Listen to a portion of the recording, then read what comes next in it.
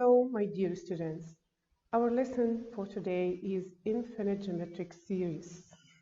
But before we start our lesson, we want to know the convergence series.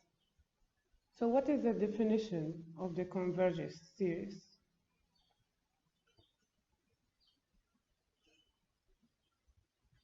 Convergent means that the series tends towards a specific value.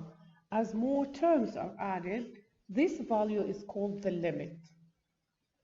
In other words, when you add the terms of the series, you will find that the total close to a particular value, and this value we call it limit. As much as you increase the terms, it will be close to a specific value. Consider this series S equals 3 plus 1.5 plus 0.75 plus 0.375. This series is a geometric series. And when you add more terms, so you increase the number of the number of terms, which is n, you will find that as n gets larger, s becomes closer to 6. So as n gets larger, the s, which is the sum, becomes closer to the value 6.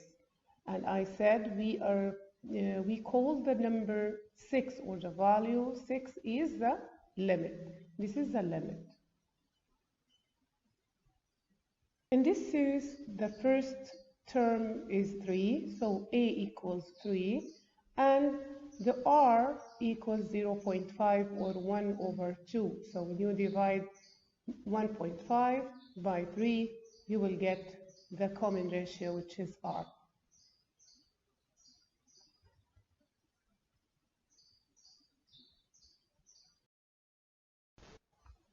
Now let's find the sum to infinite geometric series. And we are going to take the same example.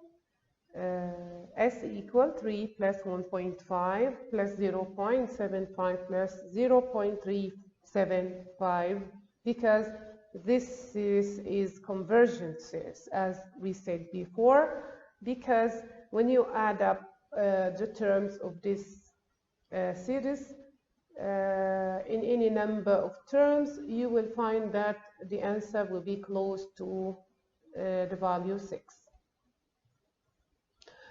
And this happens in any geometric series when the r, the absolute value of the r, is less than 1. It means the positive value of the r less than 1. So this will be a convergent series. If this were not true, it wouldn't be convergent, so we cannot find the sum to infinity of its terms. Usually we are using this formula when we are finding the sum of the terms of a geometric series when the r is less than 1. So this is the formula when the r is less than 1. But in this case, the number of terms will be infinity. So are we going to use the same formula? Okay. If the n equals infinity when the r is less than, or the positive value of r is less than 1, it means when you put r to the exponent infinity here, the value will be 0. And the sum to infinity will be a times 1 minus 0, and then over 1 minus r. When you simplify this formula, you will get at the end a over 1 minus r. So this formula, we are going to use it to find the sum to infinity in any problem. So now we can take an example. In example 1,